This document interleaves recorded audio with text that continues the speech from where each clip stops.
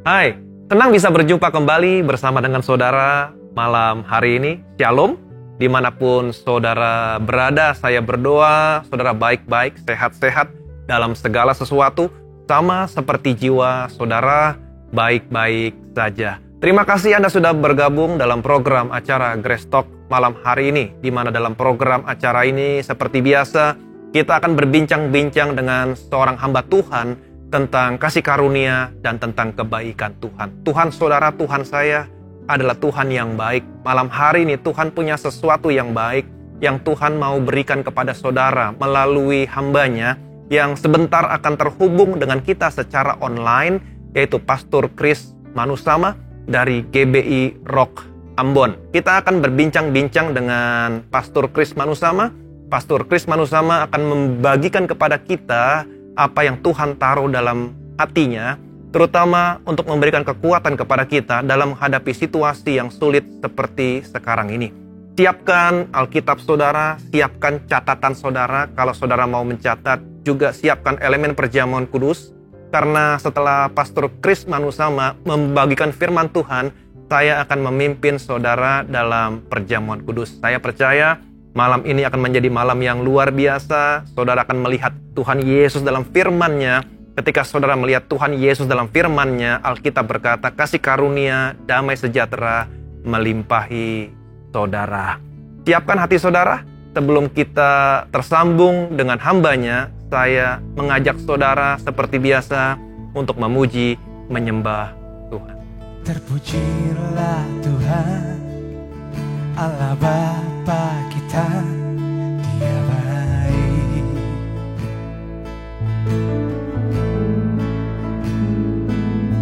Dia berkati kita dengan limpahnya, Dia baik.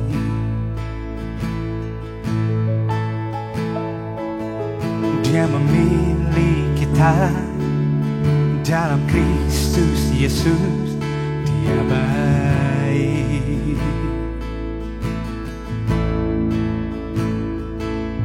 Menjadi anaknya sesuai kehendaknya, Dia baik.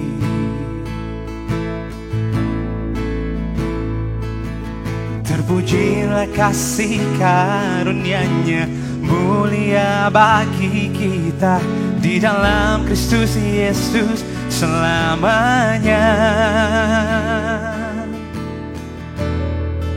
Bukan kebaikanku, bukan perbuatanku, tapi kasih karunia-Mu yang selamatkan aku.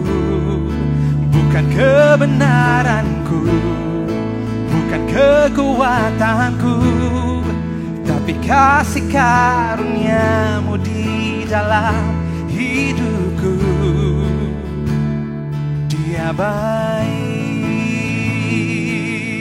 oh, Dia baik.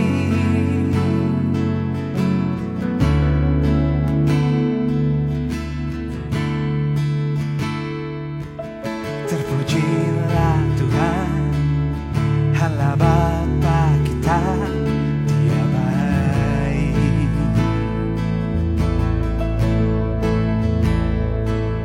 Dia berkati kita dengan limpahnya, Dia baik.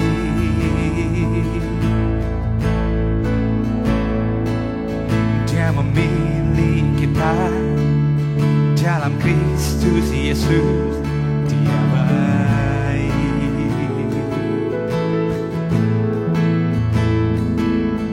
Menjadi anak-Nya sesuai kehendaknya, Dia baik.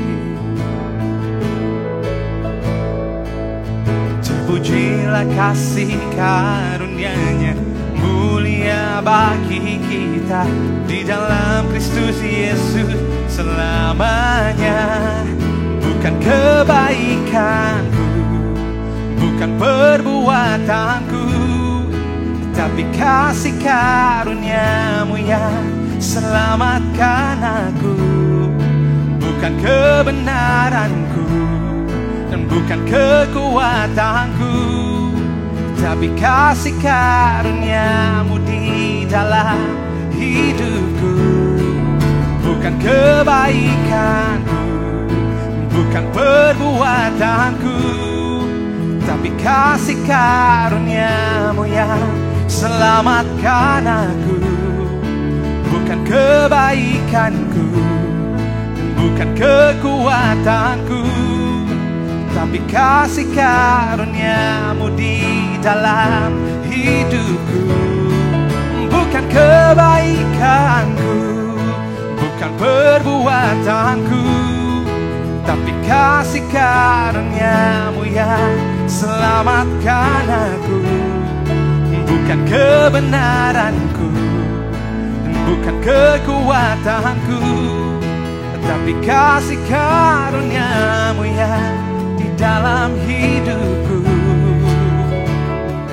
Kau baik, oh, Kau baik, oh Jesus.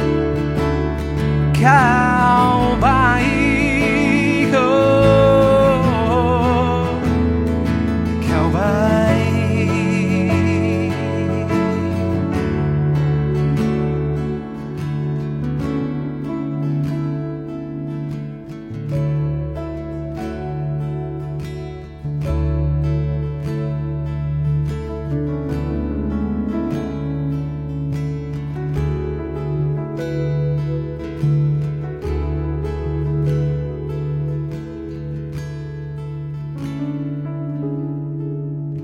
Puji Tuhan, malam hari ini kita sudah tersambung dengan Pastor Chris Manusama yang lebih akrab dipanggil dengan sebutan Om Chris. Kita sudah tersambung dengan Om Chris. Iya. Om Chris sekarang ada di Ambon.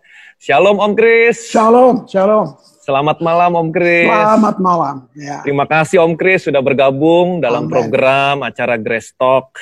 Terima kasih sudah meluangkan waktunya Om untuk Amen. berbagi kepada kita semua tentang apa yang Tuhan taruh dalam hati Om Chris. Saya percaya ini akan menguatkan kita semua, terutama dalam menghadapi situasi seperti sekarang ini Om. Ya, sebenarnya kita juga udah kangen sama Om Chris. Biasanya sebulan sekali Om Chris ada di Bethesda, tetapi ya seperti kita tahu sekarang keadaannya memang nggak memungkinkan ya Om ya. Ya. Bagaimana kabarnya Om Chris? Keluarga baik-baik, teman-teman di Ambon, Pastor Joji, Pastor Riz, semua baik-baik Om? Semua baik, puji Tuhan. Ya. Semua baik-baik ya. Iya. Puji Tuhan kita semua juga di sini baik-baik, sehat-sehat. Gereja juga, puji Tuhan, luar biasa Om Chris. Kalau mau cerita kebaikan Tuhan, apa yang Tuhan kerjakan. Betul-betul. Selama masa pandemi ini, wah ini luar biasa, nggak pernah ada habisnya Om. Ya, kita semua bisa melihat dengan jelas bagaimana pemeliharaan Tuhan dalam situasi seperti ini, penggenapan firman-Nya. Ada begitu banyak kesaksian yang masuk gitu loh, banyak sekali Om. Bagaimana GBI Rock Ambon Om Chris? Apa sudah bisa mengadakan ibadah offline di sana gereja-gereja? Oh jangan belum berani. Ya, jangan. Saya pikir juga sama di Jakarta. Di Jakarta memang sudah diperbolehkan melakukan kegiatan dalam rumah ibadah dengan ketentuan protokol yang berlaku. Rumah ibadah boleh berfungsi 50%.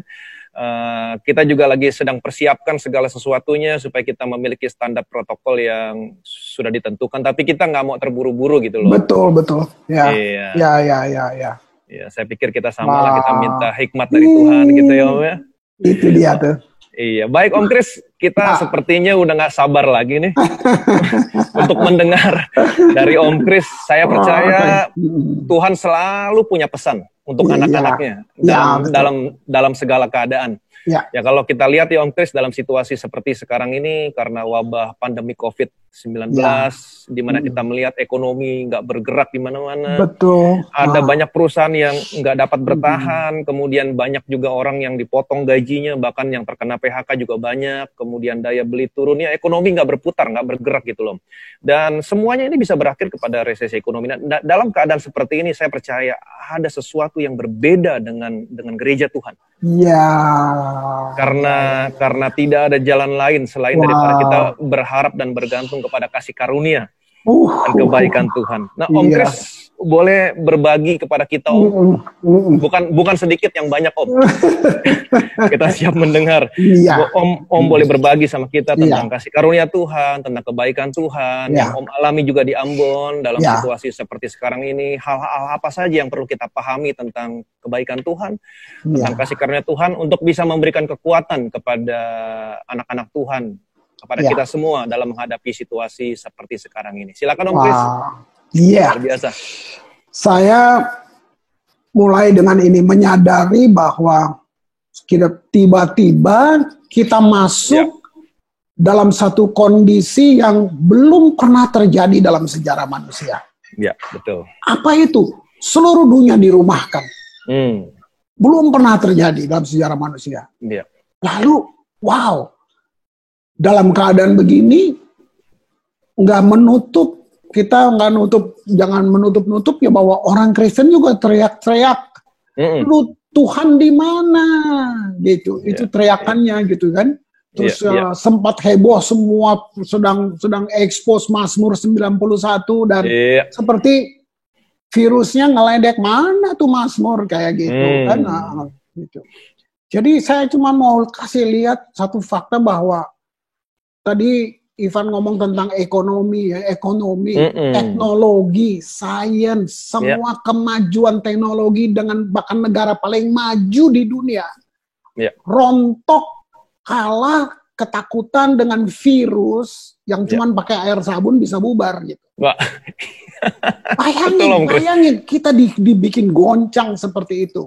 Nah, lalu isu-isu agama masuk. Wah, apakah ini akhir zaman ya Pak? Nah, itu udah semua udah masuk gitu.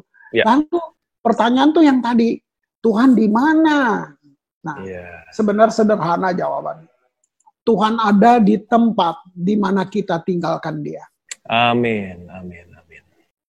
Sudah terlalu lama, even saya mesti berani ngomong, mungkin gereja, mungkin kita pun walaupun rajin ke gereja, kita sedang membagi hidup ini menjadi dua. Yang ini spiritual, nanti yang ini jasmani. Jadi kalau nanti kamu lagi kerja, lagi sekolah, lagi dalam kamu, itu beda. Nanti hari Minggu baru kita rohani, gitu.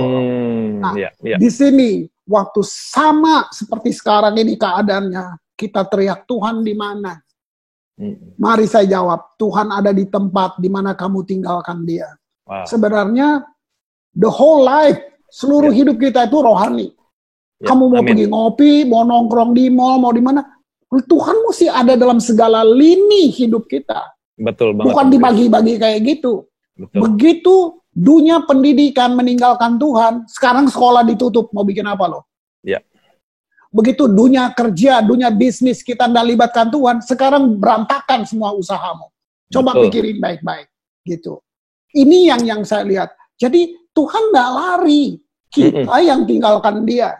Jadi Tuhan ada di tempat di mana kita tinggalkan Dia. Dalam konteksnya dengan grace, justru sejak dunia dijadikan, saya temukan grace, ampun.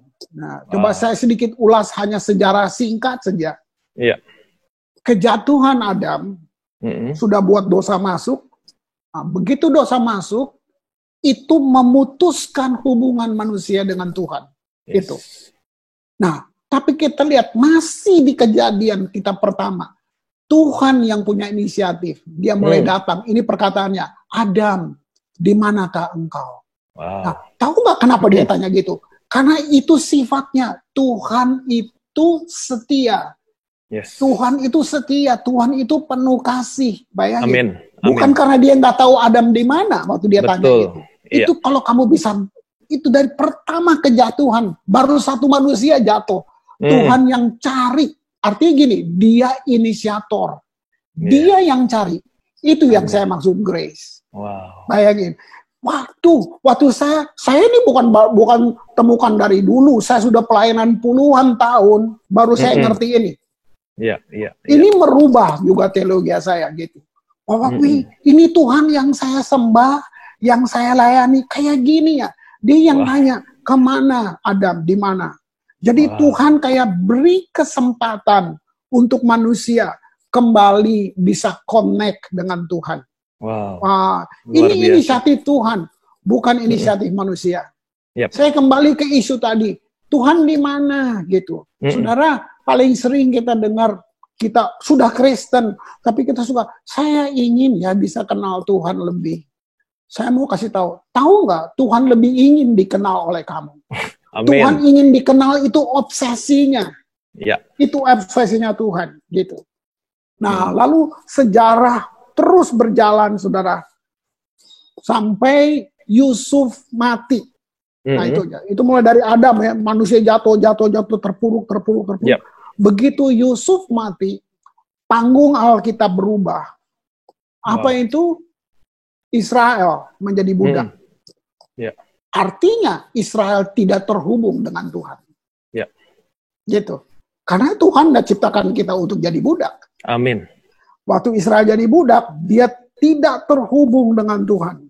Nah, kamu lihat kembali kasih karunia datang. Tuhan utus Musa. Ini pesannya. Musa harus datang ke Firaun dan ini suruh pesannya. Biarkanlah umatku pergi untuk menyembah aku. Wah, itu panggilan untuk connect. Itu inisiator Tuhan. Jadi Tuhan selalu jadi inisiator ya Om ya? Betul gitu. Puji Tuhan. Kita tidak punya ide untuk beribadah, itu bukan ide manusia. Manusia punya ide buat bikin agama. Tuhan yang punya ide. Ibadah itu idenya Tuhan. Ibadah itu panggilan untuk mendekat. Itu sebenarnya. Amin. Jadi hari ini, kalau kita yang ngaku Kristen, tapi hidup kita kayak budak, kita bisa pakai alasan COVID, kita bisa pakai alasan semuanya.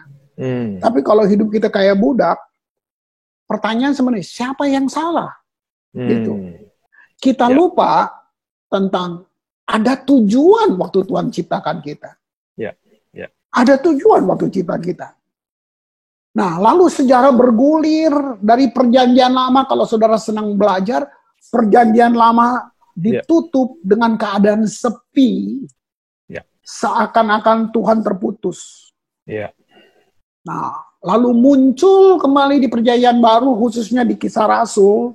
Nah, saya ambil peristiwa Pentakosta itu sebagai penebusan raya, atau satu penyembahan massal terjadi di situ. Disitulah Injil, kata Injil itu gospel, good news. Di situ. Nah, di sini kalian lihat ya, kalau kalian senang belajar, di perjanjian lama itu kata kasih setia Tuhan. Itu muncul paling banyak kata itu di perjanjian lama. Saya menghitungnya sekitar 157 ayat. Hanya tentang kasih setia Tuhan, kasih setia Tuhan. Begitu Injil muncul, dia berubah jadi kata kasih karunia Tuhan. Ya, itu luar biasa. Kasih karunia. Saya dapat 122 ayat firman tentang hanya kasih karunia, kasih karunia, kasih karunia. Itu luar biasa enggak? Gitu. Jadi kita nih hidup ini kayak dikepung dengan itu, dengan kasih karunia, kasih dari perjanjian lama, kasih setia, kasih setia Tuhan tuh nggak berubah. Amin. Karena saya nakal terus Tuhan berubah. Enggak, saya aja yang berubah. Tuhan nggak pernah berubah. Yes, that's right. Nah, di perjanjian baru, dia jadi kasih karunia. Gitu. Nah, saya mulai coba dengan ayat Efesus 2, ayat yang ke-8. Ya. Nah, sebelum dibaca, pikirin dulu, siapa penulisnya? Itu kan Paulus. Siapa Paulus? Dia seorang ahli Taurat, seorang Farisi yang taat, yang gak pernah bikin salah, dia mentaati semuanya. Nah, lalu dia punya pengalaman jumpa dengan Yesus, dia diubahkan. Nah, gak sesederhana itu. Waktu dia diubahkan, Paulus adalah orang yang tetap masih mencoba kawinkan semua ketaatan hukum Taurat dengan kasih karunia. Dia coba. Artinya saya udah bedah ini semuanya ya. Paulus loh, orang yang paling pandai, paling taat, paling nggak ada cacatnya. Dia masih coba kawin. Ini apa yang dia bilang terakhirnya? Semuanya aku anggap sampah. Wow. Dia stres, dia frustrasi. Jadi selama dia memahami semua hukum Taurat dengan segalanya, tetap ada selaput yang menutup matanya sampai dia nggak tahu. Ini nih hukum kasih karunia. Betul. Betul, Om. Wow. Apa kasih karunia? Saya berani sebut, kasih karunia adalah eksistensi Tuhan. Wow. Sebab itu teologis, pengetahuan nggak bisa menyentuh kebenaran kasih karunia. Amin. Nggak bisa. Amin. Amin. Saya jelasinnya kira-kira gini. Kasih karunia itu apa sih? Nah, kasih tak terbatas, kasih tanpa syarat, satu lagi, kemampuan Allah, itu kasih karunia. Nah, sekarang saya ambilin aja, kasih tak terbatas. Sekarang saya mau tanya, kamu siapa mau batas-batasin dia? Nah, dengan segala kamu punya pengetahuan, pemahaman teologis apapun, siapa kamu? Buktinya teologis nggak bisa jadi pegangan. Kenapa? Lihat, gereja terpecah-pecah. Yang satu aliran ini. Nah, nggak ada satu teologis yang kita bisa pegang. Kenapa nggak satu aja, semua sama? Karena masing-masing sedang bilang ini, gue lebih benar dari lo, semua kayak gitu. Nah, buat saya, teologi akhir zaman, bahkan ini yang paling dibenci sama musuh, namanya kasih karunia. Gitu. Lihat ya, sebab oleh kasih karunia kamu diselamatkan. Terjemahan lain bilang gini, sebab oleh kasih karunia kamu menjadi percaya. Berarti dengan kata lain, sampai saya bisa percaya Yesus itu Tuhan, itu kasih karunia. Itu karena kasih karunia. Nah, betul. Karena dia bilang gini, bukan hasil usahamu, tapi pemberian Allah. Nah, kata lain dari pemberian Allah adalah hadiah yang diberikan. Amin. Ayat 9. Itu bukan hasil pekerjaanmu. Jangan ada orang yang membanggakan diri. Gitu. Baru dia bilang, kita buatan Allah. Terjemahan lainnya bagus, Van. Terjemahan lain bilang ini, kita adalah puisinya. Wow. Aduh, keren banget. Kita buatan Allah, diciptakan dalam Kristus Yesus untuk melakukan pekerjaan baik yang dipersiapkan sebelumnya. Ia mau supaya kita ada di dalamnya. Amin. Wow. Amin. Amin. Ini satu pernyataan yang begitu dari Paulus, hasil pergumulan panjang. Dia sudah coba. Masa sih yang saya buat dulu nggak ada artinya? Gitu.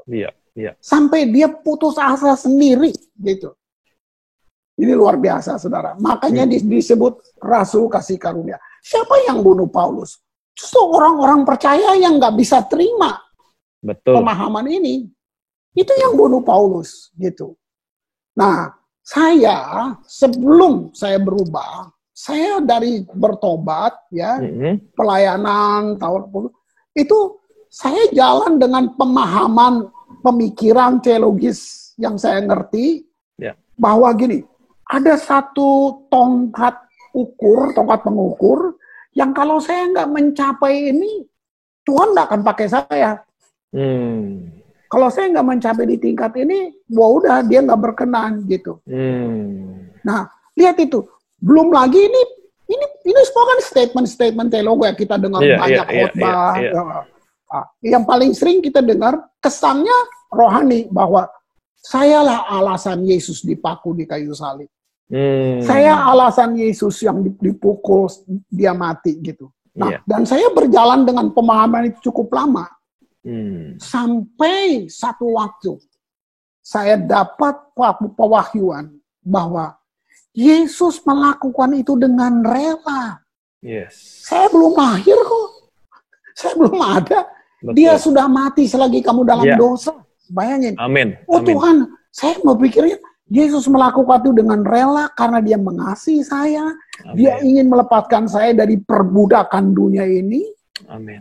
Dengan kata lain, kasih karunia adalah Allah menyediakan bagi kita apa yang tidak bisa disediakan oleh diri kita sendiri. Wow.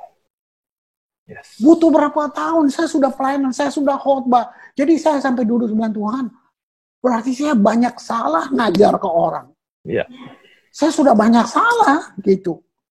Iya. Kasih karunia itu satu kekuatan atau pengaruh yang Tuhan pakai untuk menghubungkan kita kembali kepada hal-hal yang benar dari Allah. Iya. Tanpa itu kita pikir ada usaha yang perlu kita buat. Yes. Akhirnya kita punya kerendahan hati yang palsu sebenarnya. Iya. Itu namanya sombong gitu. Waduh, makanya pelayanan kasih karunia itu cuma bisa diberikan oleh Roh Kudus. Dia mengubah cara berpikir kita, gitu. Sampai kita tahu, oh ternyata identitas saya ini toh di dalam Tuhan. Betul Om. Berarti kasih karunia membawa saya menemukan identitas. Iya. Seperti tadi yang Om Kris bilang bahwa manusia berusaha untuk mencapai kebenaran dengan hasil usahanya. Ya. Sesungguhnya kasih karunia menyediakan kebenaran itu sendiri. Aduh, itu dia. Itu konkret banget. Amin. Filipi 2 ayat 13. Ya, lihat. Karena Allah yang mengerjakan di dalam kamu. Lihat. Baik kemauan. Bayangin, kemauan aja Tuhan yang kerjakan. Ya, menurut kerelaannya. Lihat itu. Wow. Luar biasa. Jadi Roh Kudus menyediakan bagi saya, bagi kita, kemampuan mengatasi untuk melakukan segala sesuatu yang perlu kita lakukan. Amin. Di setiap keadaan yang kita jumpai. Ya. Amin. 2 Petrus saya bacakan. Nah, tadi orang paling pandai. Sekarang saya ambil paradoks ini, nelayan, saya pakai bahasa gaul ya, ini nelayan kampungan, nelayan bego, gitu. Kenapa saya perlu bilang itu? Karena tercatat di Kisah Rasul, ketika orang banyak melihat Petrus dan Yohanes manusia biasa yang tidak terpelajar, gitu. Heranlah mereka. Nah, perhatikan surat dia ini, Petrus. Ya, 2 Petrus 1 ayat 2 sampai 4. Kasih karunia dan damai sejahtera melimpahi kamu oleh pengenalan akan Allah. Pelan-pelan. Jadi ternyata untuk kenal Allah perlu kasih karunia. Nggak bisa dengan knowledge yang lain. Bayangin, saya kembali bayangin. Ini si Petrus, dia sekolah di mana? Mana ada satu filosofi dunia bisa ngomong ini? Coba lihat. Oleh kasih karunia, ya, melimpahi kamu oleh pengenalan akan Allah dan akan Yesus Tuhan kita. Karena kuasa ilahinya telah menganugerahkan kepada kita segala sesuatu yang berguna untuk hidup yang saleh oleh pengenalan kita akan Dia. Yang telah memanggil kita oleh kuasanya yang mulia dan ajaib. Dengan jalan itu, Ia telah menganugerahkan, lihat ini, kepada kita. Janji-janjinya yang berharga dan yang sangat besar. Supaya olehnya kamu beroleh mengambil bagian dalam kodrat ilahi, luput dari hawa nafsu duniawi yang membinasakan dunia. Jadi saya cuma bagaimana Petrus bisa punya tutur kata seperti ini, nggak ada filosofi dunia bisa bilang. Dia seorang nelayan ya Om. Mau sekolah. Waduh. Jadi seperti ini. Kita ini pekerjaan tangan Tuhan. Nah, perjanjian baru tuh penuh ya, seluruhnya itu adalah tentang apa yang Tuhan lakukan bagi kita. Amin. Bukan apa yang kita lakukan ya, tentang apa yang Tuhan lakukan. Itu dia. Itu Van. Itu. Jadi perjanjian baru mengalihkan fokus dari kelemahan daging kita. Lalu dia menaruhnya pada kuasa Allah. Amin. Gitu. Luar biasa. Waktu saya pikir ini, saya bilang, ini merubah saya sudah 20 tahun lah kira-kira. Ya, gitu ya. Paling tegasnya tuh waktu konflik di Ambon. Itu 99 sampai 2005, di mana kita, itu di titik terendah sampai kalau saya pakai istilah kebangkrutan teologis, saya ngalamin itu maksudnya kebangkrutan teologis gini. seperti pertama tadi saya bilang, saya ikut bertanya, Tuhan di mana? Iya. Saya dengar bom tiap hari, nonton orang mati di mana-mana. Nah, Iya. gitu. Lalu kamu bisa bikin apa, Chris? Iya. Dengan khotbah-khotbahmu, kamu bisa bikin apa? Dengan semua pengajaranmu. Di sini baru saya lihat, wow, kasih karunia luar biasa. Iya. Ya. Nah, sebelum kita lanjutin Om, tadi Ya. ada yang menarik tadi dari ayat yang pertama sampai ayat Ya. yang kedua yang Om kasih dari Efesus pasal 2. Iya. Di situ Paulus kan bilang sebab karena kasih karunia kamu diselamatkan oleh iman. Itu bukan hasil usahamu tapi pemberian Allah. Ya. Itu bukan hasil pekerjaanmu. Jadi keselamatan yang kita miliki sekarang ini kan pemberian nih Om. Pemberian karena iman oleh kasih karunia, bukan hasil pekerjaan kita. Nah, di ayat yang kedua tadi, itu ada satu hal yang menarik di mana orang banyak salah sangka nih Om tentang keselamatan. Jelas tadi di awal dikatakan bahwa keselamatan itu pemberian. Nggak ada sedikit pun campur tangan hasil usaha pekerjaan kita. Nah, kalau tadi di Filipi dikatakan, hai saudara-saudaraku yang kekasih, kamu senantiasa taat. Karena itu tetaplah kerjakan keselamatanmu dengan takut dan gentar.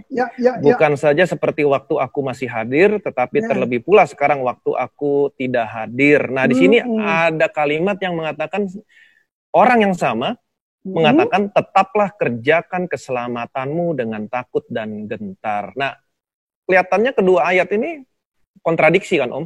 Terus? Iya kan? Di Efesus Paulus berkata keselamatanmu itu bukan hasil usahamu, bukan hasil pekerjaanmu, itu bukan pemberian. Tetapi di Filipi Paulus berkata hal yang kelihatannya kontradiksi. Saya percaya ini bukan kontradiksi. Paulus berkata kerjakan keselamatanmu. Berarti kan di sini ada campur tangan usaha manusia gitu kan dengan takut dan gentar. Nah, saya percaya ini bukan kontradiksi. Banyak orang yang salah mengartikan ayat ini, Om. Iya banget. Iya kan? Ya. Kalau kita baca dua ayat yang satu nggak jelas artinya, jangan sampai ayat yang jelas artinya dikacaukan oleh ayat yang tidak jelas artinya. Kalau itu sih prinsip saya, Om, gitu kan? Betul. Kalau Efesus tadi jelas, kamu diselamatkan karena kasih karunia oleh iman, bukan hasil usahamu tapi pemberian. Ya. Gitu kan? Nah, kalau di sini Paulus berkata kerjakan keselamatanmu. Itu kan dengan takut dan gentar. Nah, ini sepertinya kamu banyak orang berpikir, lihat kan? Perlu ada bagian kita. Nah, keselamatan itu bukan hanya anugerah loh. Tapi itu ada bagian kita harus kerjakan. Nah, sepertinya ini kan sepertinya apa? Kontradiksi kan. Tapi kalau kita pelajari baik-baik, kita perhatikan kalimatnya baik-baik. Kalau di sini kan dikatakan, saudaraku kasih, kamu senantiasa taat. Wah, luar biasa nih, senantiasa taat. Bukan saja seperti waktu aku hadir, tapi terlebih pula sekarang waktu aku tidak hadir. Nah, ini saya percaya ini yang kita inginkan, Om. Betul. Ada Om Kris. Atau enggak? Enggak ada Om Kris, jemaat tetap taat. Itu dia. Ada pendeta atau enggak ada pendeta, jemaat tetap taat. Itu. Dan saya percaya ini juga yang diinginkan orang tua kan, Om? Benar ada banget. Orang tua, nggak ada orang tua, anak tetap taat. Keren banget. Nah, di sini dikatakan kerjakan keselamatanmu dengan takut dan gentar. Karena, di sini ada karena. Ada Allah yang mengerjakan. Aduh, keren. Jadi kita nggak boleh potong kalimatnya sebelum selesai. Kerjakan keselamatanmu karena Allah yang mengerjakan di dalam kamu. Itu. Jadi sesungguhnya Allah dulu yang bekerja dalam kita. Aduh, keren, Ya kan? keren. Yes. Nah, apa yang dia lakukan? Dia memberi, dia bekerja dalam kamu, baik memberikan kemauan, yang tadi Om Kris bilang, feeling, maupun pekerjaan. Betul. Ya kan? Maupun pekerjaan. Jadi ada dua yang Tuhan kerjakan dalam hidup kita. Yang pertama, dia kasih kemauan. Ya, yang kedua, dia kasih kemampuan. Ya. Iya kan? Nah, kalau kita perhatikan baik-baik di sini, kerjakan keselamatanmu. Itu terjemahannya work out your salvation. Kerjakan keselamatanmu. Terjemahannya dalam King James saya lihat bukan work for your salvation. Bukan bekerja untuk keselamatanmu. Kalau bekerja untuk keselamatanmu artinya kita harus melakukan sesuatu untuk mendapatkan keselamatan. Aduh. Tapi terjemahan di sini work out your salvation. Kerjakan keselamatanmu. Artinya keselamatannya sudah kita dapat. Nah, sekarang kita mengerjakan keselamatan itu. Bagaimana caranya kita mengerjakan keselamatan? Kerjakan keselamatanmu dengan takut dan gentar. Loh, kenapa takut dan gentar? Bukannya seharusnya kita nggak takut lagi sama Tuhan, nggak gentar lagi dalam tanda kutip kita tidak lagi mempunyai pikiran yang salah tentang Tuhan. Oh, Tuhan yang mengutuk, Tuhan yang menghukum, sehingga kita takut. Nah, takut dan gentar di sini mengerjakan dengan takut dan gentar. Ini takut dan gentar yang saya pelajari di sini ini merupakan istilah aja, Om. Ya kan? Kalau takut muncul sendiri artinya takut. Gentar muncul sendiri artinya gentar. Tapi kalau takut dan gentar itu merupakan satu apa ya? Satu ekspresi lah. Paulus mengekspresikan gitu loh. Iya. Kerjakan keselamatanmu dengan takut dan gentar. Jadi ini merupakan suatu ekspresi dalam bahasa Ibrani itu untuk menyatakan suatu ekspresi. Ya. Ekspresi yang bagaimana ya? Jadi kalimatnya seperti ini, Om. Kerjakan keselamatanmu, gitu kan? Karena Allah mengerjakan di dalam kamu, ya kan? Memberikan kemauan, memberikan kemampuan. Amin. Jadi misalnya begini, saya sudah diselamatkan karena kasih karunia, bukan hasil usaha saya. Ya. Kemudian ketika saya ketemu orang yang bukan orang percaya, misalkan, ya otomatis saya mau orang ini diselamatkan kan, gitu. Ya.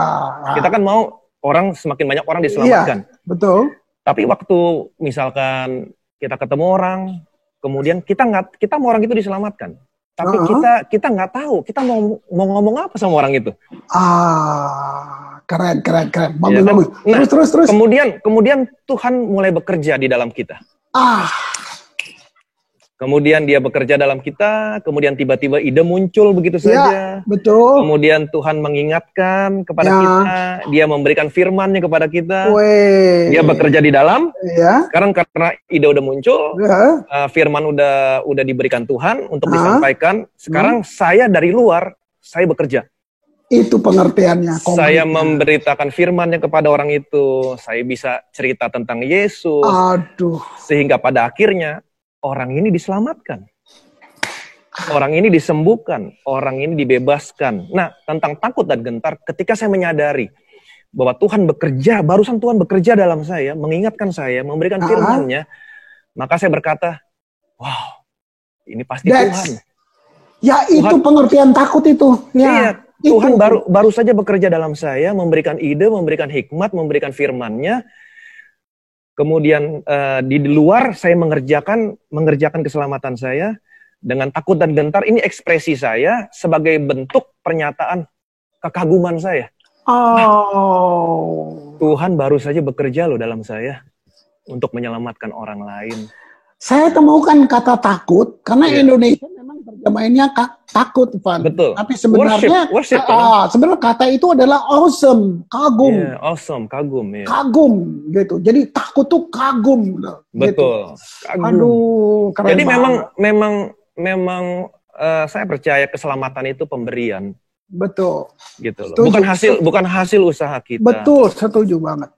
Itu pemberian Tuhan, kasih karunia Tuhan. Nah, mengerjakan keselamatan itu, banyak orang kan comot-comot ayat. Iya. Kerjakan keselamatanmu. Lihat kan, ini keselamatan bukan anugerah murni, tapi ada bagian yang harus kamu kerjakan. Seperti tadi Om bilang. Kalimatnya jangan dipotong, selesaikan.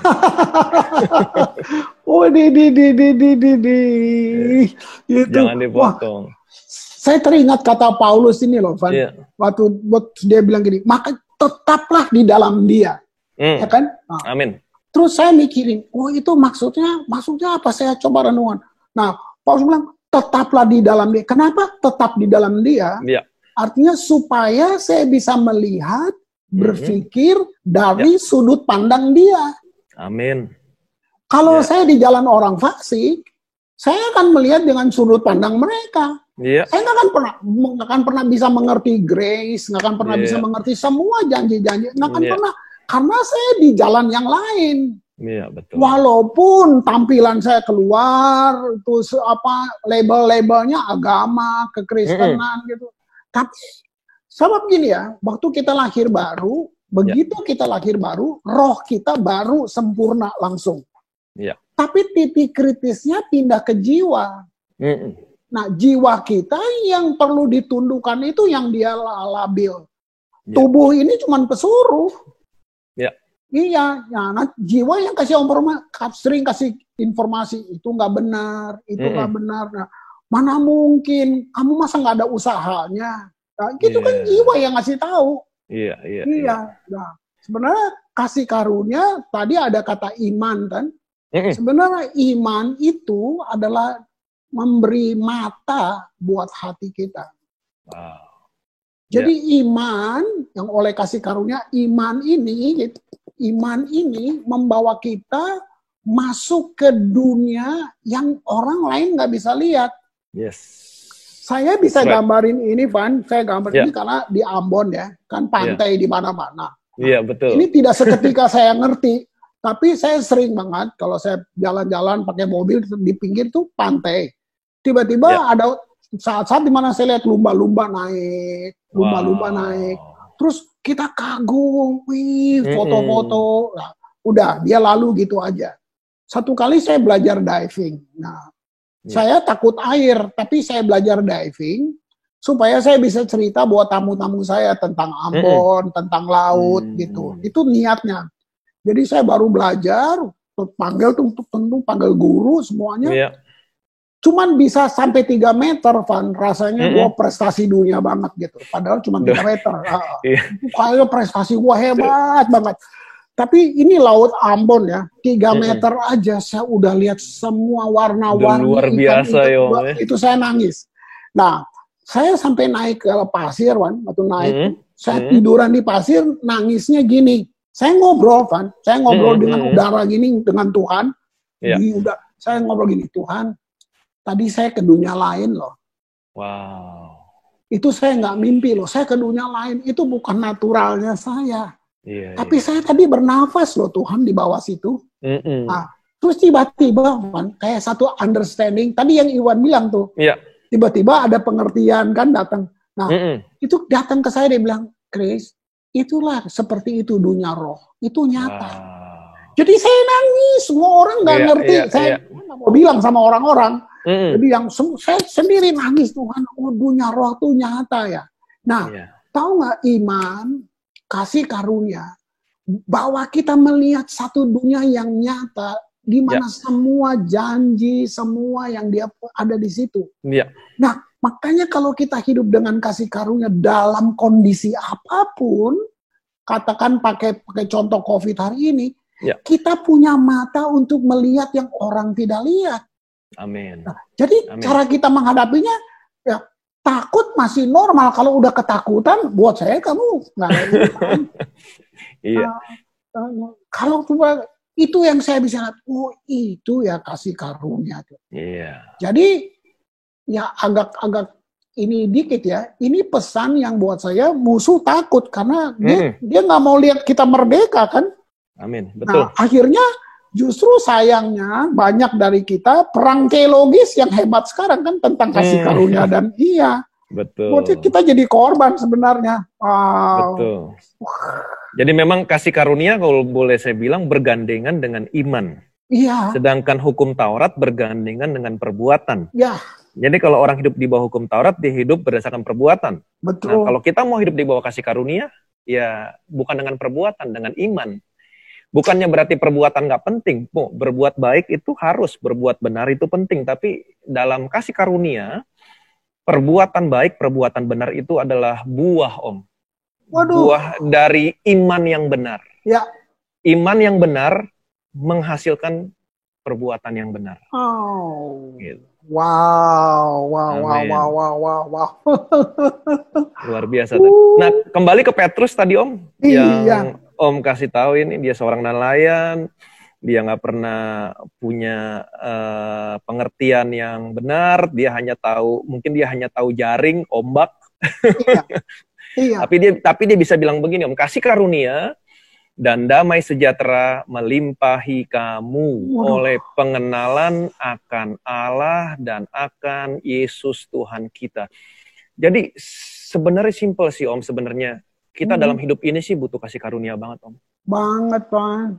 Kita butuh kasih karunia, terutama dalam situasi seperti sekarang ini, Om. Kita butuh kebaikan Tuhan. Betul-betul kita Banget, ya. cuma butuh kebaikan Tuhan. Setuju. Nah, banyak orang berpikir ketika mereka menghadapi situasi yang sulit seperti sekarang ini, contohnya lah dalam hal keuangan. Banyak orang berpikir, oh, saya butuh uang lebih banyak lagi untuk menyelamatkan bisnis saya. Ya kan, supaya perusahaan saya nggak tutup, supaya saya bisa bayar gaji karyawan. Saya butuh uang lebih banyak lagi. Kemudian mereka juga berpikir, oh, saya butuh masukan dari orang yang ahlinya dalam hal keuangan. Sesungguhnya bukan hanya itu yang mereka butuhkan, sebenarnya. Yang mereka butuhkan sesungguhnya adalah lebih daripada itu. Banget.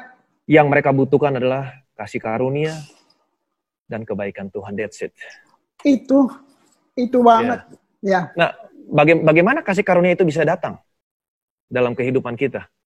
Ayat yang tadi, yang Om kasih lihat tadi. Kasih karunia dan damai sejahtera melimpahi kamu oleh pengenalan akan Allah dan akan Yesus Tuhan kita. Jadi, dalam situasi seperti sekarang ini, nggak ada yang kita bisa lakukan. Orang yang pintar sekalipun, yang mengerti dunia ekonomi pun, mereka juga ya keadaannya begini. Mau ngomong apa? Wow. Tapi yang kita butuhkan adalah kebaikan Tuhan. Kasih karunia Tuhan. Dan kasih karunia itu bisa datang dalam hidup kita. Sekalipun dalam situasi seperti sekarang ini. Alkitab sudah kasih tahu bagaimana caranya. Oleh pengenalan akan Allah dan akan Yesus Tuhan kita. Jadi dalam situasi seperti sekarang ini, nggak ada jalan lain, Om. Kenal dia lebih lagi. Kan Paulusnya bilang, yang ku kehendaki. Bayangin. Betul. Padahal dia sudah tahu semua hukum. Tapi terakhirnya dia, yang ku kehendaki, mengenal dia dan kuasa kebangkitan. Wow. Sebelumnya kemudian semuanya ku anggap sampah gitu. Betul. Yang ku kehendaki, mengenal dia dan kuasa kebangkitan. Dia nggak bilang, aku ingin jadi rasul lebih gede lagi. Enggak. Iya. Aduh. Oh, Wan, terus, Wan. Nah, kalau baca ayat selanjutnya tadi, Om, ya kan? Ya. Karena kuasa ilahinya telah menganugerahkan kepada kita. Iya. Menganugerahkan kepada kita. Iya. Segala sesuatu yang berguna untuk hidup yang saleh. Dia telah mengaruniakan kepada kita segala sesuatu yang berguna. Kamu butuh apa sih dalam hidup ini sekarang? Aduh. Ya. Ketika kamu menghadapi situasi yang sulit, kamu butuh apa sih? Kamu butuh uang. Oke, uang. Kamu butuh apa lagi? Kamu butuh masukan. Oke, kamu butuh apa lagi? Semuanya itu sudah dianugerahkan, telah dianugerahkan. Bagaimana caranya? Oleh pengenalan akan Dia. Jadi sekali lagi balik lagi ke pengenalan akan Dia, ke pengenalan akan Dia, pengenalan akan Dia. Sekarang banyak orang Kristen yang kenyataannya nggak menerima segala sesuatu. Kenapa? Karena mereka berusaha untuk mendapatkan dengan perbuatan. Yes. Bukan dengan iman. Seperti yang tadi Om bilang, iman kasih karunia. Untuk mendapatkan kasih karunia, jalannya nggak ada lain, iman, bukan perbuatan. Iya. Gitu. Wah. Luar biasa. Jadi iman itu membuat kita seorang Kristen bisa menggabungkan dua dunia fisik yang kita sedang hidup sekarang ini, tapi dunia spiritual. Ya. Iman menggabungkan itu kan dia bilang bukti dari apa yang tidak kamu lihat. Kalau saya ambil contoh ikan lumba-lumba tadi, dia kan cuma tahu satu dunia, air. Waktu dia naik, ada orang tepuk tangan. Seandainya dia tahu ada dunia di atas air yang bagus, orang tepuk tangan lihat dia, pasti dia kepengen di atas terus. Nah, itu apa hasil renungan saya lah kira-kira itu. Amin. Aduh. Kemudian di ayat 4-nya lagi juga begitu Om bilangnya. Dengan jalan itu, dengan mengenal Tuhan, dengan mengenal Yesus, dapat kewahyuan lebih lagi. Dengan jalan itu, Ia telah menganugerahkan kepada kita janji-janji yang berharga dan yang sangat besar. Supaya olehnya kamu boleh mengambil bagian dalam kodrat ilahi dan luput dari hawa nafsu dunia yang membinasakan dunia. Jadi nggak ada jalan lain, Om. Setuju, Pak. Mengenal Saya Yesus bahkan dari lebih ayat-ayat lagi. ini, untuk saya bisa hidup saleh, untuk saya tidak terbujuk oleh hawa nafsu, saya butuh kasih karunia. Yes, betul. Kan Paulus bilang, yang baik aku ingin bikin, tapi malah yang jahat yang aku buat. Ya, Gitu. ya, betul. Ya, jadi saya tuh, wah, untuk saya bisa hidup saleh, saya terhidup, saya itu cuma butuh kasih karunia. Iya, betul. Saya simpulkan sih, Pan, artinya kalau kamu bisa dengan cara kamu akan tepuk dada. Betul. Nih, gua bisa nih. Betul, Gitu. betul sekali, Om. Jadi Tuhan Betul udah sekali. nggak dimuliakan lagi. Iya, sama sekali. Iya, membanggakan diri sendiri. Itu deh. Iya. Waduh, Pan. Aduh, keren banget, Pan. Wih. Keren, Om. Keren. Terus, Om, apalagi, Om? Tuh kan Roma 7 ayat 15 kan? Gitu. Ya. Nah, sebelumnya gini, kata keselamatan tuh artinya kemerdekaan, kebebasan, kelepasan.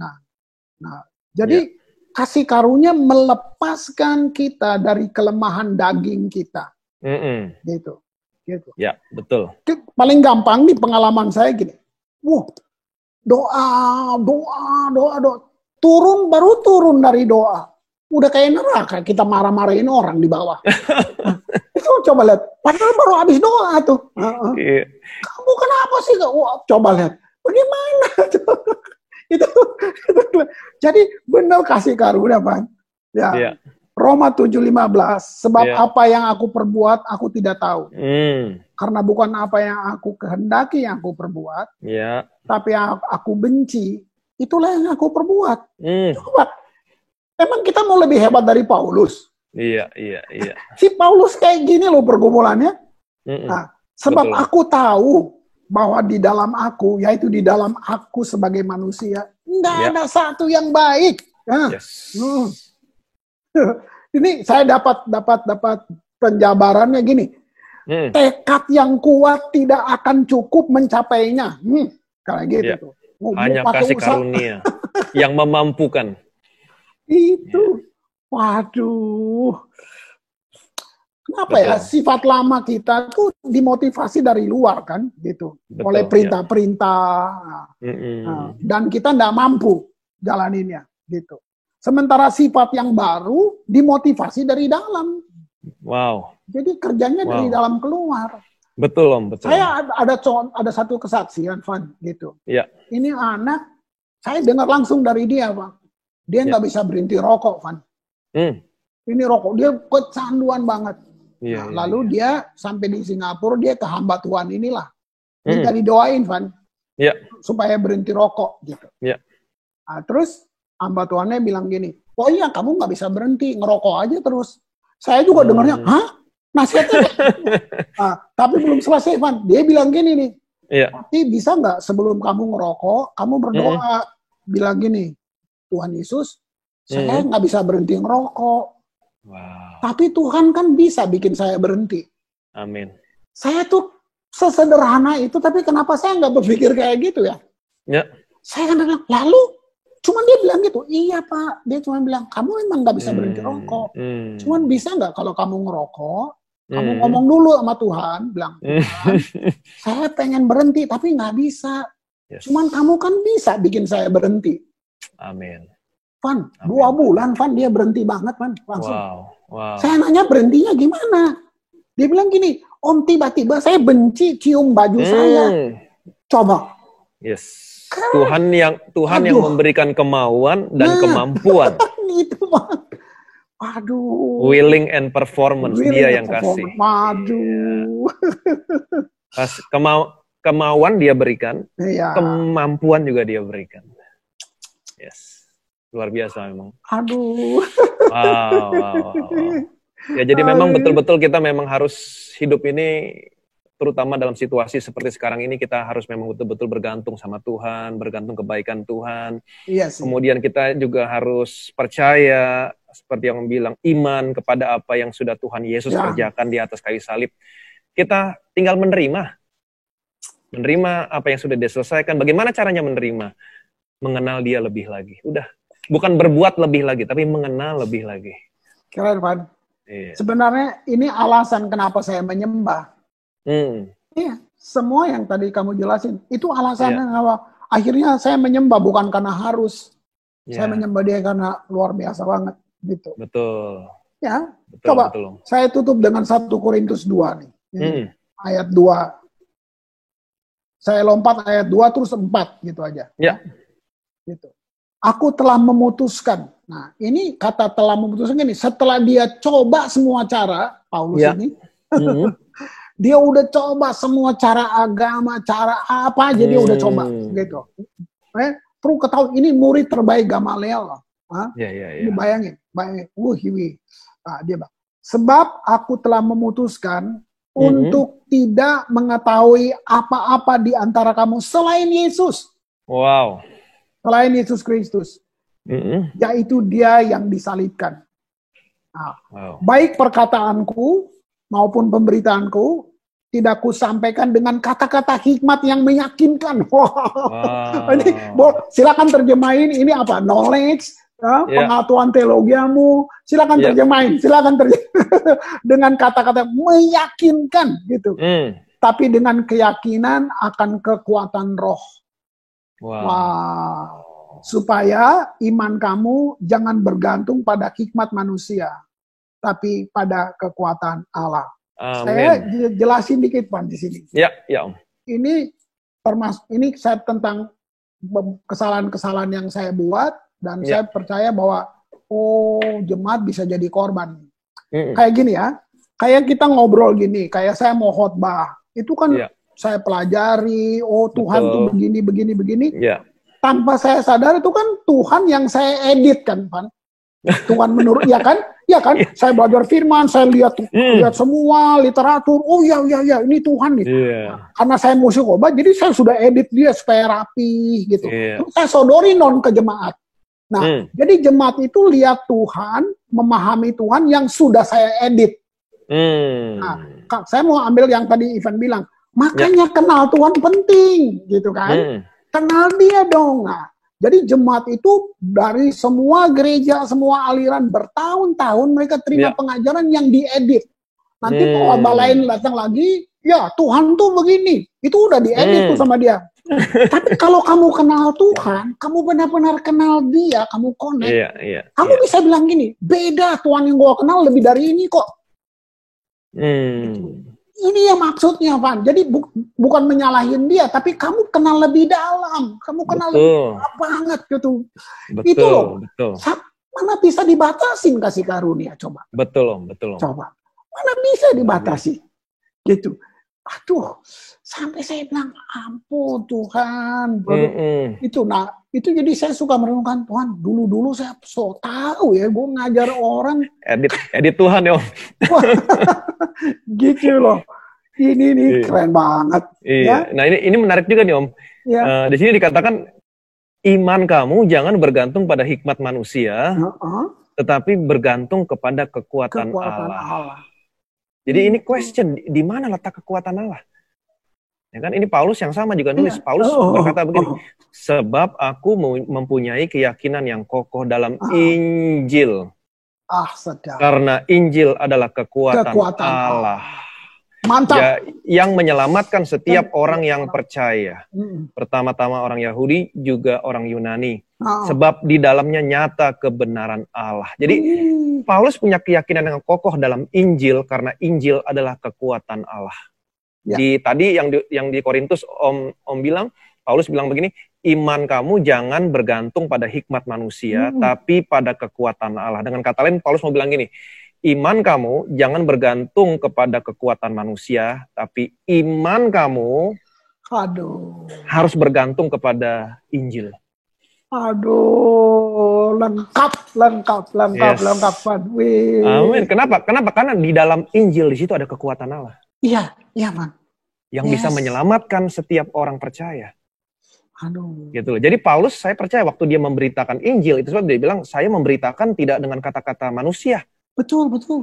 Tapi saya memberitakan dengan ini yang tadi dikatakan, dia memberitakan bukan dengan hikmat manusia, tapi dengan kekuatan roh. Jadi kalau boleh dibilang seperti bahasanya Om bilang tadi, waktu dia beritain Injil, dia nggak edit Injilnya. Asik. Dia beritakan full. Ya, Nah, ini yang namanya full gospel, Om. ya. Jadi kalau kita memberitakan Injil, kabar baik, yang ini merupakan di mana ini merupakan amanat agung, beritakan Injil, beritakan kabar baik, beritakan apa yang sudah aku kerjakan di atas kayu salib. Kita nggak boleh edit. Aduh, Apa yang sudah dia kerjakan, kita jangan edit dong. jangan edit ya. Ya kalau dia sudah membenarkan kita, Nah, jangan kita jangan berkata kepada, jangan diedit-edit. Jangan edit. Dia Nah, ini tapi, nah gitu kan. Ya, istilah edit ini ya seperti yang kita sering ngomong, ini memberitakan Injil yang seimbang gitu loh. Oh ya, itu. Nah, Saya pernah Ya digituin, Van. Saya pernah Iya. habis pelayanan, ya, dia tanya, yang nanya pendeta sih, langsung dia tanya, Iya. Pak, Bapak hyper grace ya?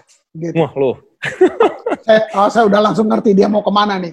Nah, Iya, terus iya. saya bilang, enggak, saya amazing grace, saya bilang gitu. Wah, itu bener Om. Terus dia bilang, tapi kan Pak, kan perlu ada usaha kita. Nah, itu seperti tadi ngomongan. Oh, terus saya langsung ngerti. Oke, saya biarin dia ngomong. Terus saya bilang, ya Bapak pasti sedang ngomong tentang keseimbangan ya, saya bilang gitu ya. Oke, saya suka teologi keseimbangan Pak. Tapi kalau sampai dikata kasih karunia Pak, Ya. kalau Bapak coba buat keseimbangan dari perspektif Bapak, namanya udah bukan lagi kasih karunia, saya bilang. Ya, betul. Sudah hilang, saya bilang. Yes. Nah, itu. Begitu kita coba bikin keseimbangan menurut perspektif kita tentang kasih karunia, dia langsung berubah, udah bukan kasih karunia lagi. Yes. Nah, gitu saya bilang. Betul. Itu nggak main-main Pak, gitu. Nah, makanya saya langsung bilang, bayangin, kasih tak terbatas. Bapak siapa mau membatasinya, gitu. Yes. Nah, kalau dia bilang ini pelacur hari ini selamat, mau apa? Ya. Yang disalib di sebelah, bayangin. Ya. Dia cuma mohon kok, dia nggak bilang lain, dia cuma bilang Tuhan, kalau kau jangan lupa saya ya Tuhan. Cuman bilang begitu, coba. Itu udah napas terakhir kok. Ya. Tuhan bilang, hari ini juga kamu bersama-sama dengan aku. Bayangin. Ya. Gitu. Nah, sampai ini ekstrim sih. Ini ekstrim. Terus kita discuss abis itu, sampai saya bilang, sorry ya. Mau tahu kasih karunia, saya bilang. Even Hitler, saya bilang gitu. Ya. Sudah bunuh 6 juta orang, saya bilang. Kalau napas terakhir dia panggil Yesus, dia selamat, saya bilang. Yes. Betul itu. Terus dia sini saya bilang, Pak, jangan sembarangan ya Pak, saya bilang. Terus saya ngomong gini, Pak, bukan dosa yang bawa kita ke neraka, karena tidak ada dosa yang tidak bisa diampuni. Tapi yang buat kita ke neraka, kamu menolak Yesus. Karena tidak percaya. Yang sudah pasti bisa selamatin kamu tolak dia. Ya, Betul. itu alasannya. Ya. Langsung kita diam, kita ya. Ya. Gitu Betul, kan. Om. Ya bener Om, itu bener Om. Kalau dilihat di Ibrani, saya tambahin sedikit. Boleh. Ibrani 3, 18, 19. Dan Ayo. siapakah yang telah ia sumpahi bahwa mereka tak akan masuk ke tempat perhentiannya? Bener. Bukankah mereka yang tidak taat? Demikianlah kita lihat bahwa mereka tidak dapat masuk oleh karena ketidakpercayaan mereka. Jadi di sini dikatakan mereka tidak dapat masuk oleh ketidakpercayaan mereka. Bukan. Jadi menurut saya ketidakpercayaan merupakan hal yang boleh saya katakan tanda kutip hal yang paling dibenci Tuhan, ketidakpercayaan. Aduh. Jadi dunia ini bisa berakhir kepada kebinasaan bukan karena apa yang mereka lakukan. Benar, Ivan. Dunia ini akan berakhir kepada kebinasaan karena mereka tidak mau percaya kepada Yesus. Bahwa Yesus sudah bayar segala sesuatunya buat mereka. Karena ketidakpercayaan, Om. Jadi ini satu-satunya yang sebenarnya di sini dikatakan Tuhan mau kita takut. Bukan takut kepada dia, tapi kamu harus takut kalau sampai kamu tidak masuk ke dalam tempat perhentianku. Aduh. Kalau kita lihat di ayat 1-nya tuh, sebab itu baiklah kita waspada supaya jangan ada seorang pun di antara kamu yang dianggap ketinggalan sekalipun janji masuk ke dalam tempat perhentian. Ya. Masih berlaku gitu kan, Om. Jadi ini satu-satunya yang Tuhan mau beritahukan kepada kita untuk takut. Takut apa? Takut kalau sampai kamu sampai tidak percaya. Wih, melengkapi sekali. Luar biasa ini, Om. Luar biasa. Ini luar biasa sih. Luar biasa. Amin, amin. Jadi Paulus tadi berkata, waktu dia beritakan Injil, dia tidak pakai hikmat manusia. Iya. Dengan kata lain, ya dia nggak tambah-tambahin apa yang apa yang roh di dalam dia mengatakan, itu yang harus dia katakan. Iya. Ya kan? Dan dia tidak pernah berpikir, aduh, kalau saya bilang begini, nanti orang beranggapan seperti ini. Iya. Nanti saya dibilang hyper grace. Nanti kalau saya bilang begini, dosa kamu sudah diampuni semuanya. Nanti orang berbuat dosa seenak-enaknya. Nanti begini, nanti begitu. Kemudian dia mulai berpikir, dia mulai buat kesimbangan. Dia tambahin hikmat manusia, dia tambahin pikiran. Nah, ini bukan Injil yang sesungguhnya. Ini bukan full gospel. Tuhan mau kita memberitakan Injil yang sesungguhnya, full gospel. Yang Om bilang tadi, jangan diedit. Ya kan? Nah, kita nggak perlu khawatir kalau waktu kita memberitakan Injil, dosamu sudah diampuni. Kita nggak perlu khawatir, oh nanti orang begini, nanti orang begitu. Kita nggak perlu khawatir, oh nanti orang berbuat dosa semakin seenak-enaknya. Iya, betul. Kita sudah lihat tadi, Injil adalah kekuatan Allah yang menyelamatkan. Itu sikap saya kayak gitu, Kovan. Yes, Injil adalah kekuatan Allah yang menyelamatkan. Jadi kita hanya memberitakan, waktu kita beritakan kabar baik itu, di dalamnya ada kekuatan Allah. Yang menyelamatkan. Nah, ini penting nih Om. Ya. Kalau sampai iblis tahu bahwa waktu kita memberitakan Injil, di situ kekuatan Allah dilepaskan untuk menyelamatkan orang yang percaya, orang dengar percaya, diselamatkan. Ya. Kalau iblis tahu berita yang begitu luar biasa, begitu diberitakan, ada kekuatan Allah yang terlepas menyelamatkan, apa yang iblis lakukan? Apa? Gampang, Dia ganti Injil. Dia ganti Injilnya. Dia edit. Dia mulai taruh pikiran dalam pikiran kita supaya diedit. Aduh, ini dia. Aduh, ya kan? Kemudian bukan hanya dia ganti Injilnya, kemudian ya dia gagalin pemberitaan Injilnya. Dia bangkitin orang-orang yang mencela hyper grace lah, supaya pemberitaan itu berhenti. Ya. Nah, ini banyak orang Kristen yang tidak menyadari kalau pemberitaan ini berhenti. Dia ganti Injilnya. Itu sebabnya Paulus bilang begini, aku heran, kenapa kamu begitu lekas berbalik dari dia? Yang oleh karena kasih karunia Kristus memanggil kamu mengikuti suatu Injil yang lain. Nah, kalau saya boleh bilang pakai istilah Om Kris nih, kenapa kamu lekas berbalik dari Injil kasih karunia Kristus? Jadi Paulus menyebut Injil itu Injil kasih karunia Kristus. Benar. Mengikuti suatu Injil yang lain. Injil yang mana? Injil yang diedit-edit tadi, Om.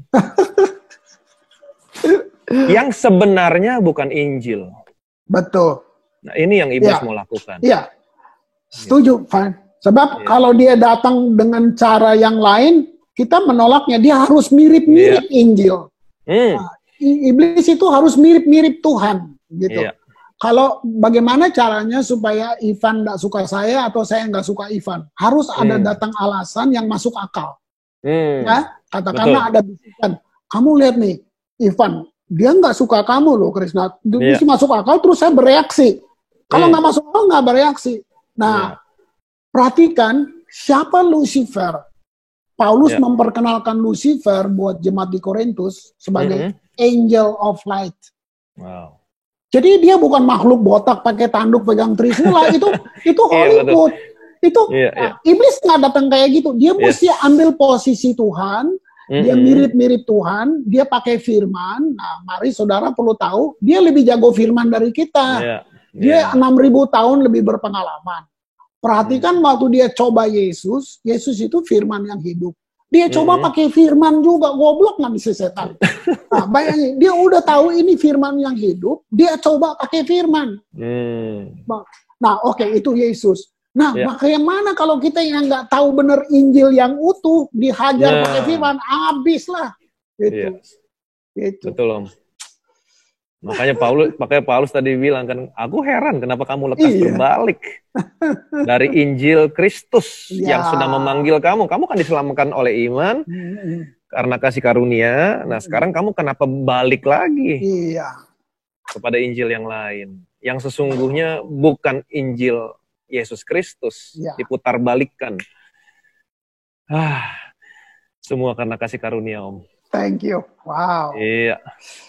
Jadi kita- kasih karunia adalah koneksi, terkoneksi dengan Tuhan. Yes. Ya, betul. Karena Yesus sendiri itu kasih karunia. Ya. Ya, karena Yesus itu sendiri kasih karunia. Ya. Wow. Tuh. Yes. Ya. Karena dia telah membuka suatu jalan yang baru, Yang yang baru. hidup. Ya. Melalui apa? Iman dan kasih karunia. Bukan dengan lagi hukum Taurat. Hukum Taurat memblok kita, Nah, itu. memblok koneksi kita. Wih, Sebagaimana kita ingatkan, Om, di Perjanjian Lama ada tirai, ada tirai, ada blok. ada blok. Iya, kita nggak bisa datang kepada Tuhan. Tapi karena kasih karunia, semuanya jadi terkoneksi. Tirainya dirobek. Amin. Tuhan keluar dari ruang Maha Kudus. Ya. Ya. Dan itu semua kan inisiatifnya Tuhan. Seperti Ya, tadi Om ini bilang, kan- itu semua kan inisiatifnya Ya. Tuhan. Ya. Bukan inisiatifnya kita. Nah, seharusnya itu inisiatifnya kita, Om. Betul. Iya kan? Harusnya kan itu inisiatifnya Tuhan. Seperti yang tadi Om bilang, dia inisiator. Ya. Kalau 2 Korintus 5 ayat 19 mengatakan, sebab Allah mendamaikan dunia dengan dirinya oleh Kristus. Dengan tidak memperhitungkan pelanggaran mereka. Dengan tidak memperhitungkan pelanggaran. Allah mendamaikan dunia dengan dirinya. Ini luar biasa, Om. Ini luar biasa. Kalau kita lihat di sini, jelas sekali Allah itu inisiator. Coba kita bisa bayangkan, Allah adalah Allah yang kudus. Sedangkan manusia adalah manusia berdosa. Berdosa. Allah adalah pihak yang benar. Pihak yang benar. Manusia adalah pihak yang salah. Salah, tidak benar. Tapi justru pendamaian itu datang dari pihak Allah, pihak yang benar. Aduh. Bukan dari pihak manusia, pihak yang salah. Kan seharusnya kan yang salah datang kepada yang benar, minta pengampunan. Betul kan gitu, Om? Banget. Berdamai. Ya. Seharusnya kan begitu. Ya. Tapi ini yang terjadi yang sebaliknya. Yang benar, yang kudus datang kepada yang salah, Aduh. kepada yang berdosa, mendamaikan dirinya. Ya, aduh. Dia berikan anaknya, kemudian dia tidak perhitungkan pelanggaran kita. Jadi Allah memberikan anaknya, semua dosa ditanggung di tubuh anaknya, dia hukum semua dosa kita, bukan di tubuh kita, di tubuh anaknya, sampai kekudusannya dipuaskan, kemudian lebih daripada itu dia berikan kebenaran anaknya kepada kita, sehingga hari ini Allah memandang kita sebagai orang yang benar, dia tidak perhitungkan pelanggaran. Wow. Dia bukan hanya sekedar inisiator, tapi dia tuntasin semuanya. Wah. Keren ya. Aduh, Iya. Tuhan. Tuhan keren banget. Wih. Jadi ya dalam situasi seperti sekarang ini ya nggak ada cara lain. Apa yang bisa kita lakukan? Apa sih yang mau kita bisa kerjakan? Kita kan terbatas. Ya. Tapi kita tahu di sini semuanya sudah Tuhan Yesus selesaikan di atas kayu salib. Ya. Hanya dengan iman kita menerima apa yang Dia janjikan. Ya. Hanya dengan iman. Ya. Jadi dan iman itu, ingat Paulus bilang, jangan gantungkan iman kita kepada hikmat manusia. Aduh, surah itu. Ya. Tapi gantungkan kepada Injil. Kabar baik. Kabar baik. Ya. Good news ya. Dengar kabar baik yang sesungguhnya. Dengar kabar baik yang sepenuhnya. Ya. Jangan dengar kabar baik yang diedit. Thank you, Ivan. Aduh. Om. Mungkin waktu kita memberitakan Injil yang sesungguhnya, mungkin orang nggak setuju sama kita. Iya. Mungkin waktu kita memberitakan Injil yang sesungguhnya, mungkin orang menentang kita. Iya. Menganggap kita hyper grace. Nanti orang begini. No. Tapi itu yang memang harus diberitakan. Iya. Saya nggak rubah kok. Kenapa kita nggak mau rubah? Karena di dalamnya ada kekuatan Allah yang bisa menyelamatkan orang yang percaya. Bukan kekuatan saya yang menyelamatkan orang, tapi kekuatan Allah yang menyelamatkan orang. Saya di band kok Ivan di beberapa gereja. Sama Om. memang udah seperti itu Om. Firman Tuhan mengatakan bahwa anak yang dilahirkan secara daging menganiaya anak yang dilahirkan secara roh. Dari dulu sampai sekarang, Alkitab bilang dari dulu sampai sekarang itu terjadi. Jadi kalau kita dianiaya, kita di-ban, puji Tuhan. Puji Tuhan. Berarti kita sudah memberitakan Injil yang sama seperti Paulus yang beritakan Injil kasih karunia Allah. Amin. Ini yang dibutuhkan Om, setiap orang, terutama dalam situasi yang sulit seperti sekarang ini. Betul. Mereka butuh mendengar kabar baik. Mereka butuh mendengar Injil. Karena hanya dengan percaya, di dalamnya ada kekuatan Allah yang bisa menyelamatkan.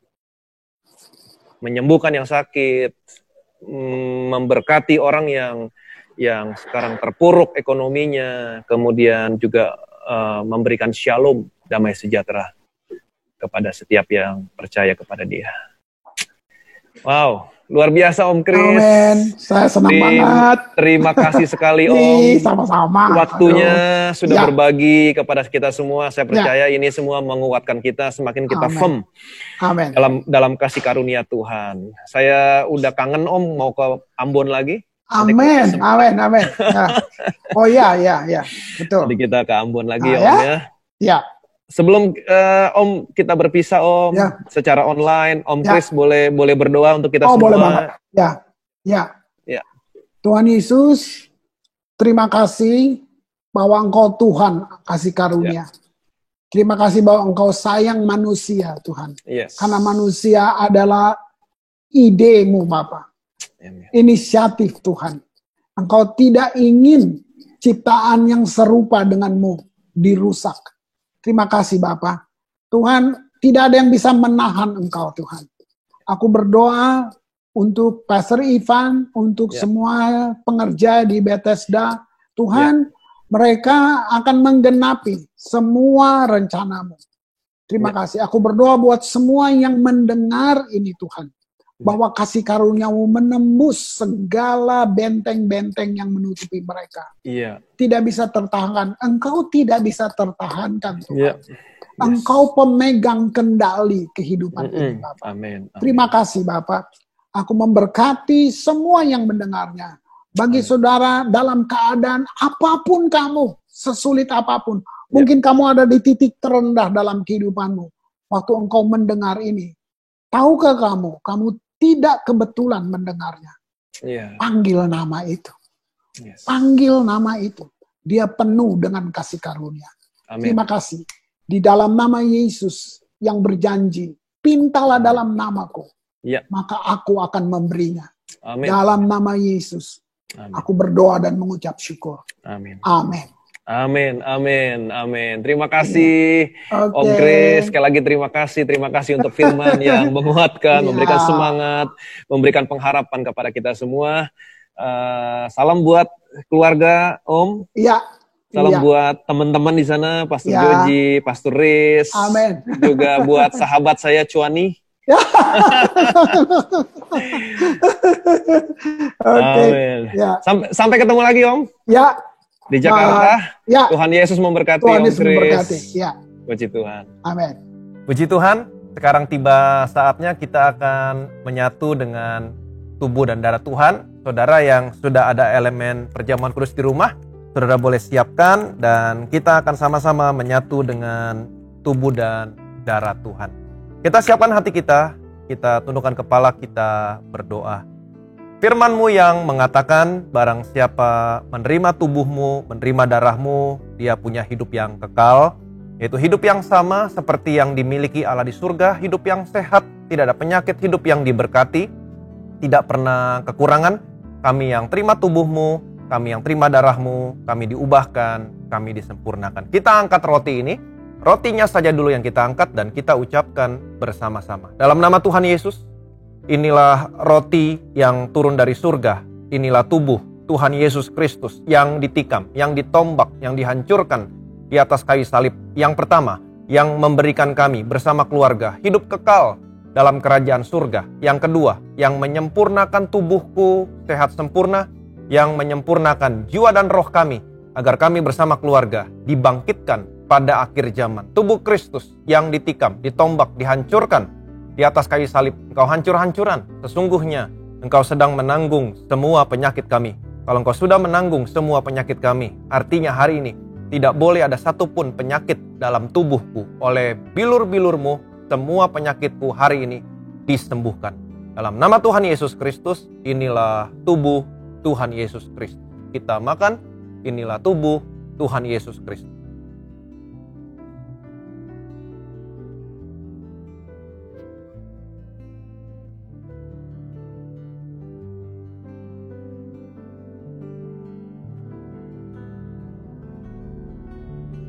Kita angkat cawan ini dan kita ucapkan bersama-sama dalam nama Tuhan Yesus. Inilah darah Tuhan Yesus Kristus yang tercurah di atas kayu salib sebagai perjanjian yang baru, yang kekal. Yang pertama, yang memberikan pengampunan atas semua dosa-dosa kami, memberikan pengampunan atas semua kesalahan dan pelanggaran kami. Darah-Mu tercurah di atas kayu salib, menguduskan, membenarkan kami di hadapan-Mu satu kali untuk selama-lamanya. Karena kami sudah dikuduskan, dibenarkan oleh darah-Mu, kami dilayakkan untuk menerima semua berkat, semua warisan, orang benar dan orang-orang kudus. Dalam nama Tuhan Yesus Kristus, inilah darah Tuhan Yesus Kristus. Kita minum, inilah darah Tuhan Yesus Kristus.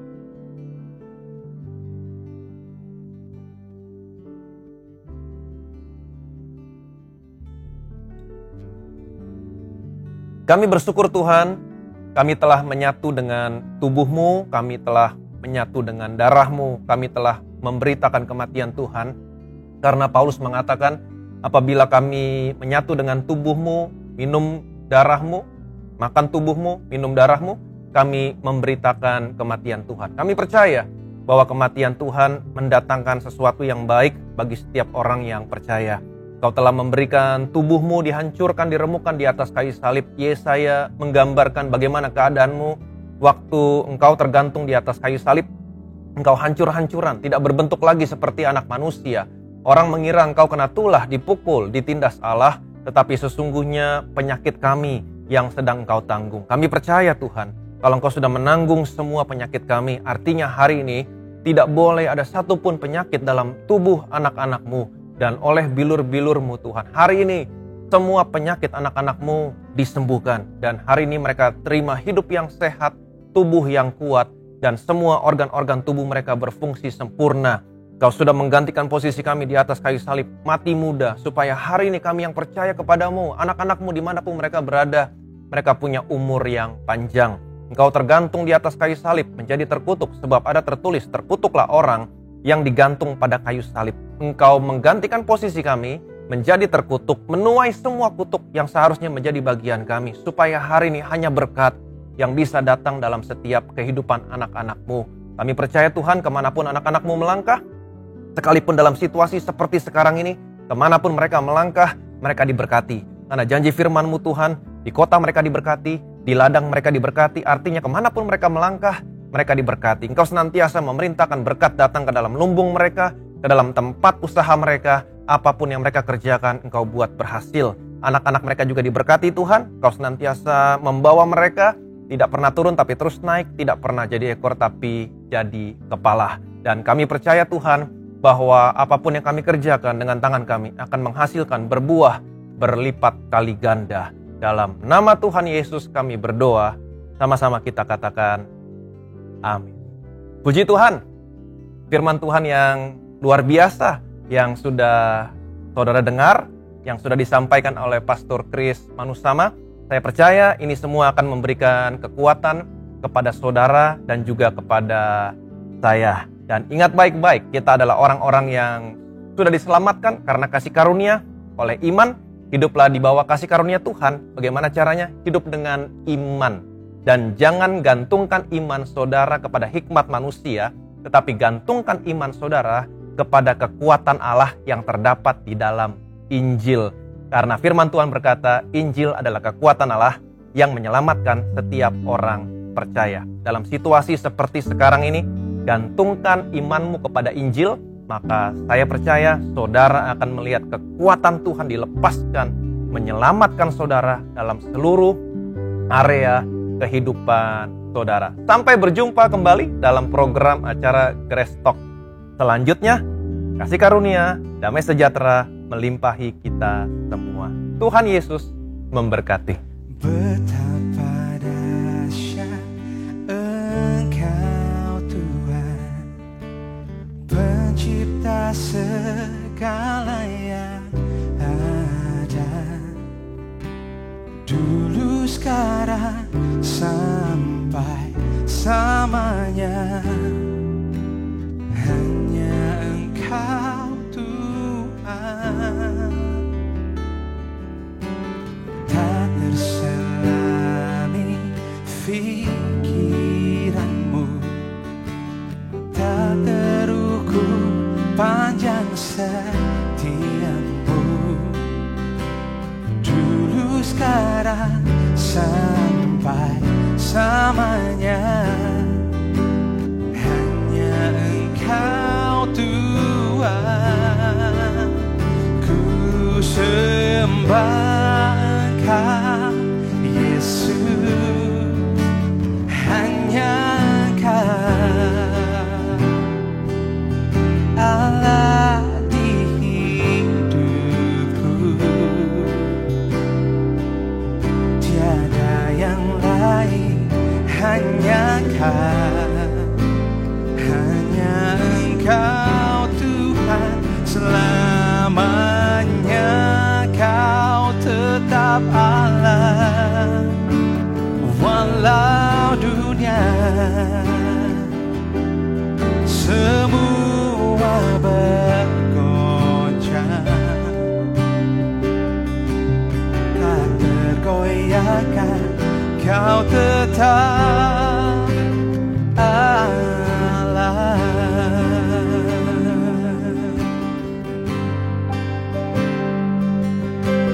Tak terselami pikiranmu, tak terukur panjang setiamu, dulu sekarang sampai samanya. Hanya Engkau Tuhan, ku sembah Engkau Yesus, hanya Engkau Allah di hidupku, tiada yang lain, hanya Engkau Tuhan, selamanya Kau tetap Allah. Walau dunia semua bergoncang, tak tergoyahkan, Kau tetap Allah. Oh, ku sembah Engkau Yesus, hanya Engkau Allah di hidupku, tiada yang lain, hanya Engkau Tuhan, selamanya Kau tetap Allah. Walau dunia semua bergoncang, tak tergoyahkan, Kau tetap